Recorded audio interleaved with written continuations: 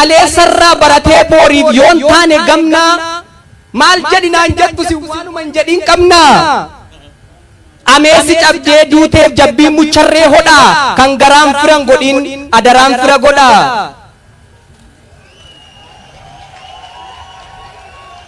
meelannaaf caba yaadaadha dhaabbataan okkollee ergal fuunee dubbannaan dubbachuun keenyan tollee akka ofii dubbannutti ofumaa yoo argan bullee erga abaqii barbaacha callaa lafatti dhiifne kai jennee otuu namatti nu ofii keenya arga ciifne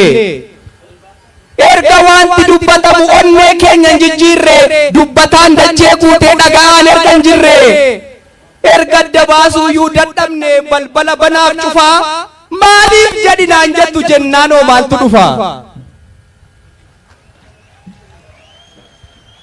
jedhinaan jettaniire erga jedhinaan jettanii waanan jedhu nan jedha waan hundumaa dursee garuu handaaqoo kormaaf dhaltuufan dhaamsa koo dhaamuu fedha yaa handaaqoo kormaa nana kan foon mataatti baattu yookiin ofii keenyaattu yookiin namaaf hin laattu ganama obboroo kaatee bakkee keessa utaalta foon mataa irratti baattee raammoo lafaa funaanta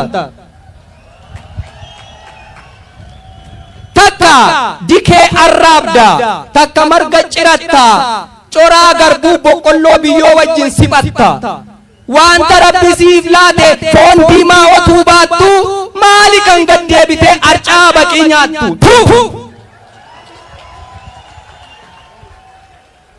atis altuu handaaqoo nana kan koomeen lafan geenye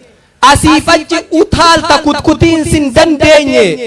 seera handaaqoo ganamaa dagattee aadaaf safuu ni hallatta ni qotta kosiif biyyoon sin hafu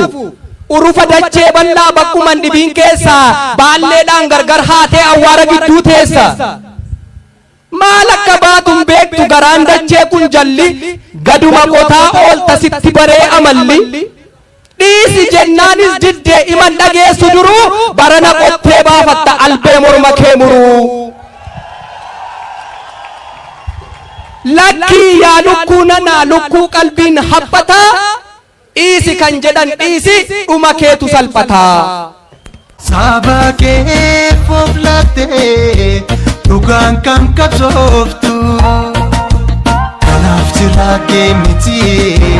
reeffa kee sodaatanii finfinnee tufaamunaa keessaa si baasanii kanaan turreem silaa hatee galanni kee yartuu si